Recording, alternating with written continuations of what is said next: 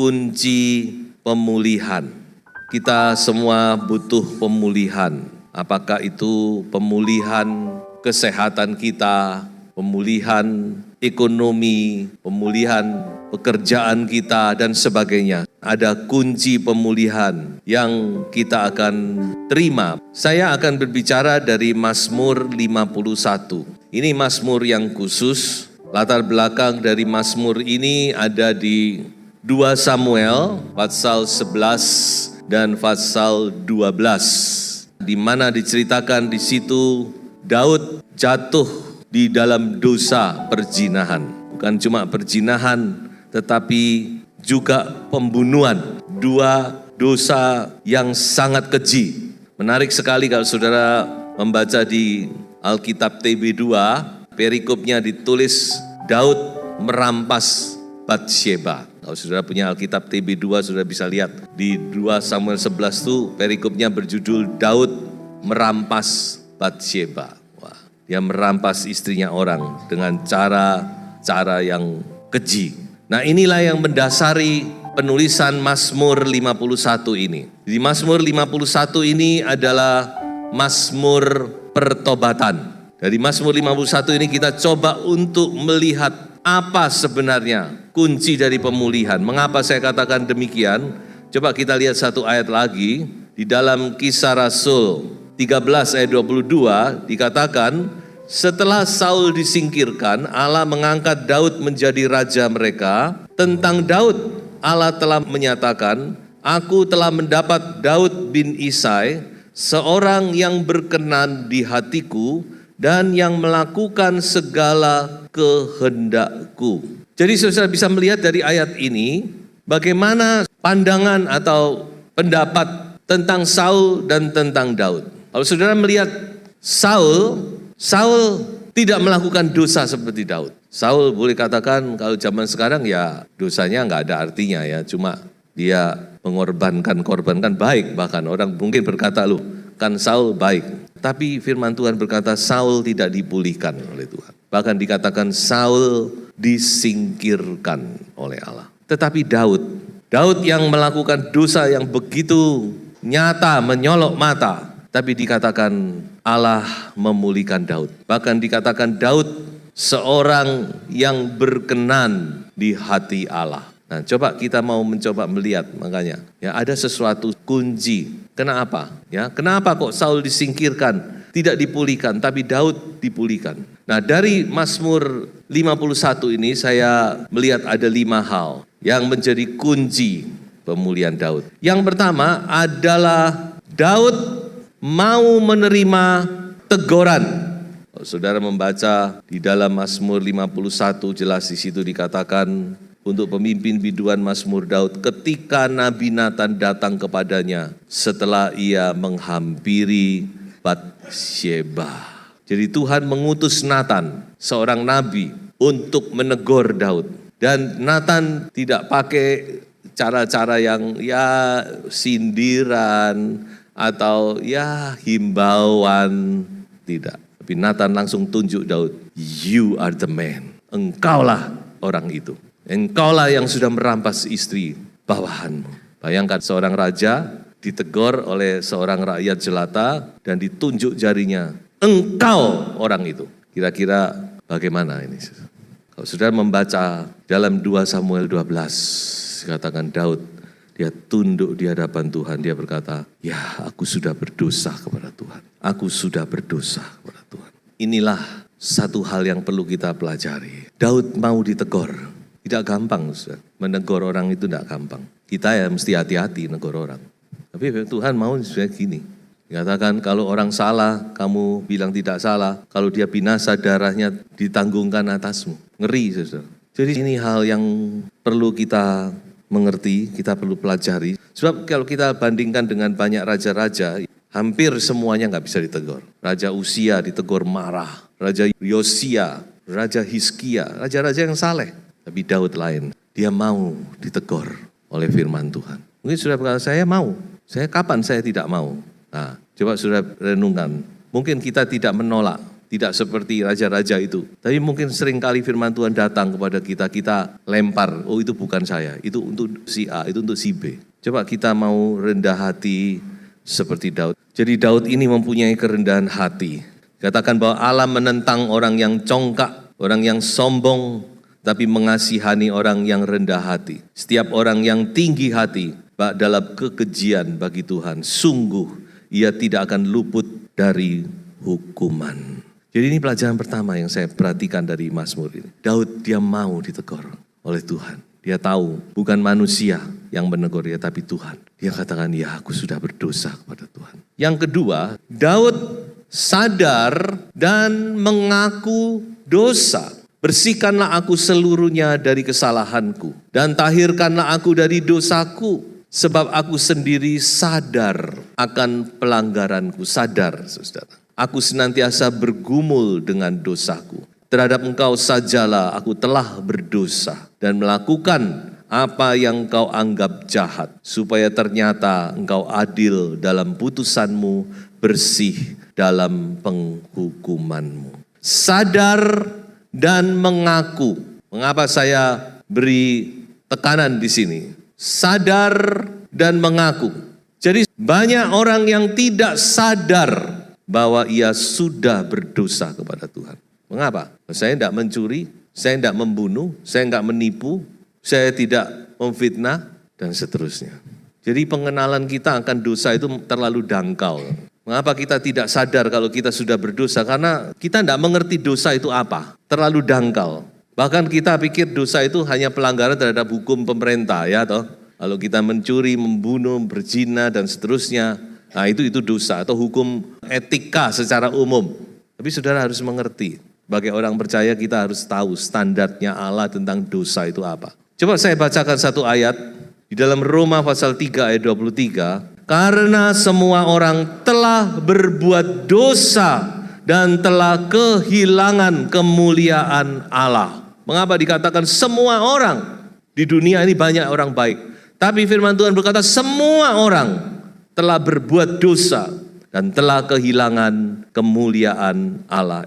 Jadi dosa itu, kalau kita mengerti arti dosa, mengapa dikatakan semua orang sudah berdosa? Karena dosa itu adalah ketika kita tidak memenuhi standarnya Allah, maka kita berdosa. Dosa adalah kita tidak memenuhi, tidak mencapai standar dari Allah. Siapa di sini yang berani berkata saya sudah memenuhi standar Allah? Standar Allah itu tinggi. Salah satunya sudah bisa pelajari di Matius pasal 5 sampai 7. Itu sebuah pernyataan standarnya Allah. Kalau sudah pelajari sudah tahu, kita banyak sekali kekurangan. Dan Tuhan Yesus serius dengan perkataan itu. Tuhan Yesus enggak sekedar kamu tahu saja Allah, tidak. Hukum kerajaan Allah itu tinggi, jauh lebih tinggi dari Taurat. Salah satunya kalau Taurat, kalau kamu ngambil isi orang berzina, melakukan perbuatan seksual di luar pernikahan berzina, tapi Tuhan Yesus ngomong apa? Kamu melihat wanita lalu menginginkannya dalam dirimu, itu kamu sudah berzina. Ayo. Makanya saya kalau datang ke hadirat Tuhan, saya cuma bilang Tuhan ampuni aku. Saya sangat sadar, saya selalu minta ampun Tuhan, Tuhan ampuni. Kalau saudara mengerti arti dosa, saudara akan tahu bahwa kita semua betul yang dikatakan oleh firman Tuhan. Semua orang sudah berbuat dosa karena tidak memenuhi standarnya Allah. Nah, Daud sadar, apalagi Daud, dia sadar. Dia berkata terhadap engkau aku sudah berbuat dosa dan dia mengakui, nah ini mengakui, aku sudah berdosa. Ini mengakui. Banyak orang tidak mau mengakui kalau dia sudah berdosa di hadapan Tuhan. Jadi jangan kita gengsi, apalagi di hadapan Tuhan. Tuhan tuh senang kalau kita mau mengaku dosa, Tuhan tuh senang. Pengakuan itu yang Tuhan ingin dengar dari mulut kita. Aku sudah berdosa Tuhan. Aku sudah menyakiti orang, aku sudah tidak sabar, aku sudah marah, aku sudah benci, aku sudah... Ada dosa-dosa yang hanya Tuhan yang tahu di dalam hati kita. Ya, dan ini Tuhan mau. Coba saudara baca perjanjian lama. Yang Tuhan nantikan itu pengakuan. Pengakuan itu awal dari pemulihan. Kalau kita tidak mengaku di hadapan Tuhan, kita masih menutupi, kita masih berdalih-dalih, kita masih mencoba reasoning with God, kita beralasan, berdalih, kita enggak akan terima pemulihan. Pengakuan itu adalah awal pemulihan. Di dalam Mazmurnya yang lain, Daud berkata, dosaku kuberitahukan kepadamu dan kesalahanku tidaklah kusembunyikan. Aku berkata, aku akan mengaku kepada Tuhan pelanggaran-pelanggarku dan engkau mengampuni kesalahan karena dosaku. Mengakui, Tuhan ampuni aku. Aku sudah tidak memenuhi firman-Mu. Aku sudah marah, emosi. Saudara tahu enggak? Di dalam Matius pasal 5-7, marah itu adalah sesuatu yang serius. Saya juga baru memperhatikan karena ada seorang hamba Tuhan, saya dengar pengajarannya, dia berkata ada 2 dosa, dia katakan bahwa 2 dosa yang langsung mengirim manusia ke neraka katanya gitu. Dan dia berpijak pada Matius 5-7, dia katakan salah satunya marah, salah satunya adalah zina. Marah dalam hati itu sudah dikatakan satu hal yang serius. Jadi ayo kita sadar dan mengaku seperti halnya Daud. Yang ketiga, Daud mohon belas kasihan Allah. Kasihanilah aku ya Allah, menurut kasih setiamu. Hapuskanlah pelanggaranku menurut rahmat-Mu yang besar. Sebab Engkau tidak berkenan kepada korban sembelian. Sekiranya aku persembahkan korban bakaran, Engkau tidak menyukainya. Korban sembelian kepada Allah ialah jiwa yang hancur, hati yang patah dan remuk. Tidak akan Kau pandang hina, ya Allah. Saya perhatikan ini. Daud benar-benar dia minta belas kasihannya Tuhan. Bagaimana kalau seandainya Tuhan berkata gini, oke, kalau kamu mau tak ampuni, 1000 korban bakaran. Oh, tenang Tuhan, kalau perlu 2000 gak apa-apa. Gitu? Bagi Daud tidak ada masalah. Dia raja, dia punya segala-galanya. Mau apa lagi Tuhan? Apa mau 5000? Ya bisa saja menawar tambah gitu. Tapi Daud tahu, dia tahu sekali. Bukan itu yang Tuhan kehendaki. Bukan itu. Tapi hati yang hancur, hati yang remuk di hadapan Tuhan. Hati yang butuh kemurahan dan belas kasihan Allah. Dia berkata, kasihanilah aku Tuhan. Kasihanilah aku. Dia merendahkan dirinya di hadapan Tuhan. Dia berkata, Tuhan ampuni, kasihani aku Tuhan. Aku sudah berdosa kepadamu. Aku sadar, aku minta Engkau berbelas kasihan kembali. Jadi inilah yang menggerakkan hati Tuhan. Saya pakai kata begini, Ia tidak mencoba untuk menyogok Allah. Berapa banyak kita pikir Allah itu bisa disogok. Oh, enggak apa-apa. Asal saya bisa melayani Tuhan, Tuhan pasti nanti wis tidak. Daud tidak mencoba untuk menyogok Allah dengan korban-korban, tapi ia memohon belas kasihan Tuhan. Tuhan kasihani aku, kasihani aku. Yang keempat, yang keempat ini perhatikan. Daud takut kehilangan hadirat Allah. Coba kita baca, jadikanlah hatiku tahir ya Allah, dan perbaharuilah batinku dengan roh yang teguh. Janganlah membuang aku dari hadapan-Mu, dan janganlah mengambil roh-Mu yang kudus daripadaku. Jadi yang Daud takutkan, yaitu dia terputus dari hadirat Tuhan. Dan itulah neraka. Banyak orang bicara tentang neraka, yang terbayang hanya siksaan kekal, api kekal, dan sebagainya. Ada seorang hamba Tuhan yang berkata, neraka itu yang mengerikan bukan soal siksaannya, tapi yang mengerikan yaitu ketika kita terputus dengan hadirat Tuhan sampai selama-lamanya.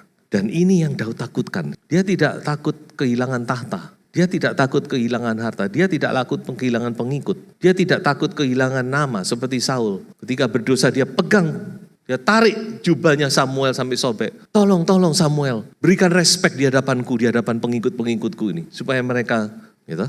Coba baca 1 Samuel pasal 13, 14, 15. Coba cari di situ. Daud tidak, sama sekali dia tidak peduli itu semuanya. Tapi satu hal yang dia minta kepada Tuhan, yang dia sangat concern, yang dia sangat takut, yaitu jangan Engkau mengambil roh-Mu yang kudus daripadaku. Dia takut kehilangan persekutuan dengan Tuhan. Dia takut kehilangan intimacy with God. Dia takut kehilangan kedekatannya dengan Allah. Itu yang dia minta, Tuhan tolong jangan ambil roh-Mu. Jangan membuang aku dari hadirat-Mu Tuhan. Ini bedanya yang jelas dengan Saul di sini justru. Ya, dia tidak peduli katakan semua itu hilang, Tuhan bilang, oke, kalau gitu kamu akan kehilangan harta, tidak peduli Tuhan. Kehilangan harta tidak peduli, yang penting aku mau tetap dekat denganmu. Berbaharuilah batinku Tuhan, hatiku Tuhan. Nah, sekarang saya mau tanya kepada saudara dan jawab dalam hati masing-masing. Apa yang Anda takutkan? Apa yang Anda, termasuk saya tentunya, yang kita takutkan, yang paling kita takutkan dari Tuhan? Coba kita renungkan, saudara. Bagaimana Daud ini, dia takut kehilangan hadirat Tuhan. Itu yang dia minta, Tuhan tolong, jangan. Semua boleh engkau ambil, tapi yang satu ini aku tidak mau Tuhan. Roh Kudus-Mu. Jangan sampai itu kau ambil dariku. Dan yang kelima, saya tutup dengan ini, karena saya juga menarik sekali, dan saya belum pernah memikirkan hal ini. Yaitu di dalam ayat 15, dikatakan, maka aku akan mengajarkan jalanmu kepada orang-orang yang melakukan pelanggaran, supaya orang-orang berdosa berbalik kepadamu. Itulah sebabnya ada Mazmur 51. Dia bisa saja pengcover, menutupi semuanya. Yang berkuasa yang menulis sejarah katanya. Di dalam 1 Tawari berbicara tentang Daud, tidak ada cerita tentang Daud jatuh dalam dosa. Ya tentu karena ada tujuan lain tentunya. Hanya di dalam 2 Samuel ini, Daud tidak segan-segan. Mungkin bahkan dia yang menyuruh Nathan, tulis apa yang aku alami. Mazmur 51 dia tulis. Jadi dia punya hati itu, ya ini sekali lagi di sini menunjukkan Daud itu orang yang penuh kerendahan hati. Ya, kenapa dia menulis itu bukan karena apa, tapi dia ingin supaya kegagalannya itu menjadi contoh. Makanya dia berkata supaya orang-orang berdosa berbalik kepadamu. Nah kita diberkati bukan? Lewat Mazmur 51 ini. Kalau nggak dari Mazmur 51 rasanya nggak lengkap Alkitab ini atau Mazmur ini. Ini Mazmur yang luar biasa. Jadi saya katakan bahwa Daud itu God oriented, not self oriented. Dia benar-benar kehidupannya itu untuk Allah. Dia memikirkan untuk kerajaan Allah, untuk generasi yang akan datang, bukan untuk dirinya sendiri. Kalau untuk dirinya sendiri dia tutupi aja. Ini sejarah hitam, tidak perlu ditulis. Tapi dia memikirkan ke depan supaya generasi yang akan datang bisa belajar dari kegagalanku. Jadi 5 hal ini kalau kita simpulkan, apa sebenarnya kunci pemulihan? Kita mau dipulihkan bukan? Dan saya percaya Tuhan bisa memulihkan segala sesuatu, amin. Apapun juga kita bisa dipulihkan. Apakah itu ekonomi, keuangan, keluarga, kesehatan, anak-anak, semua. Saya yakin pemulihan Tuhan itu tidak terbatas. Tetapi ada satu kunci yang saudara pegang melalui firman Tuhan. Merendahkan diri di hadapan Tuhan. Kerendahan hati. Saudara merendahkan diri di hadirat Tuhan. Tuhan ampuni. Mungkin ada salah dosa yang aku tidak sadari, ampuni aku. Banyak saudara-saudara. Dan Roh Kudus kalau ditanya pasti dia jawab. Apa sih Tuhan? Dia pasti akan jawab. Memang kadang-kadang karena kita nggak sadar, kita anggap diri kita udah benar. Tapi kalau kita mau datang dengan kerendahan hati di hadirat Tuhan, Tuhan ampuni aku kalau aku sudah salah dosa. Beritahukanlah kepadaku apa pelanggaranku. Ya, Tuhan tolong dan selamat mengalami pemulihan dari Tuhan.